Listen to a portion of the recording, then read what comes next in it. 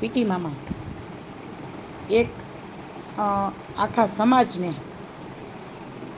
એક આપની ઉપર માન છે કે આપે બોલવાની હિંમત તો કરી પણ અર્ધ સત્ય બોલ્યા. આપ અર્ધ સત્ય બોલ્યા ને એમાં ક્યાંક ને ક્યાંક કોને ભોગવવું પડશે એ સમાજને ભોગવવું પડશે. કે મહાભારતમાં યુધિષ્ઠર અર્ધ સત્ય બોલ્યા હતા એટલે ભોગવવું ગુરુજીને પડ્યું હતું. તો મામા સાહેબ અમને તો આપની ઉપર માન છે અને આપને પ્રેશર કોના તરફથી છે તો અમે તમારી સાથે છીએ, કોઈના પ્રેશરમાં રહેતા નહીં. બરાબર છે. ક્યાંક ને ક્યાંક મને લાગે છે કે સંકલન સમિતિના વ્યક્તિઓ દ્વારા જ આપણે કંઈ પ્રેશર છે. તો આપ અર્ધ સત્ય બોલ્યા છો તો હવે પૂરું સત્ય બોલો. અને મામા સાહેબ આપ પણ વડીલ છો, મારે કંઈ વધારે ન બોલાય, પણ આપ સ્ટેજ ઉપર જ્યારે બોલતા હોવ છો કે ભાઈ વાત ફરે એનો બાપ ન ફરે, બાપ ફરે એની વાત ન ફરે, તો ક્યાંક ને ક્યાંક આ આપણું એક ઊંધું ઓલું આવતું હોય છે કે ભાઈ અને ચર્ચા પણ થતી હોય છે કે ભાઈ પીટી જાડેજા સાહેબ તો આવું બોલતા હતા ને પોતે ને પોતે હવે અર્ધ સત્ય બોલ્યા અને બધું ભીનું સંકેલી લીધું. તો આ લોકોને તો કોઈ ફેર જ નથી પડવાનો.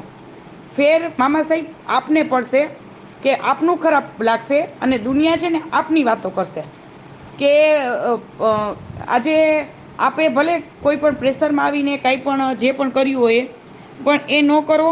અને અમે આશા રાખીએ છીએ આખો સમાજ કે આપ જે અર્ધ સત્ય છે એ પૂર્ણ કરો.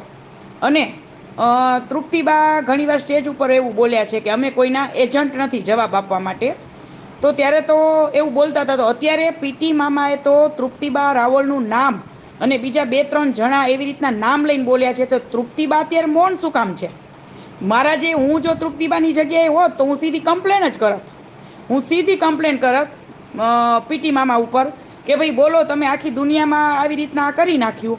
તો હવે જો સાચા હોય તો કરે, બરાબર છે, બાકી ખોટા હોય તો કોઈ કંઈ કરવાની જરૂર નથી. તો તૃપ્તિબા પણ અત્યારે કેમ મૌન છે અને બીજા 2-3-4 જણા જે પીટી મામા સાહેબ કે છે કેમ ભાઈ બધા મૌન છો? તો જવાબ આપો.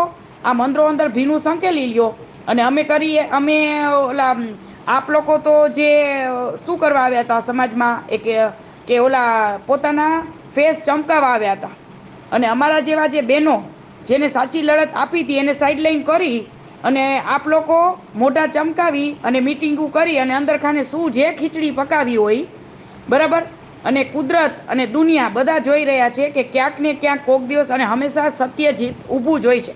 જીત હંમેશા સત્યની જ થાય છે.